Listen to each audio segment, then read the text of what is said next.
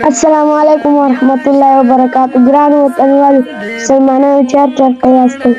الله مو روغ جوړ او خوشحاله لره. د روژې مبارکه میاشت راغله او دا د قرآن میاشت د الله کتاب ته کښېنئ، تلاوت وکړئ او ترجمو ته کښېنئ. تاسو ته ښه پته ده چې دا روژې مبارکه میاشت یو کال پس راځي او څوک به مړي او څوک ژوندي.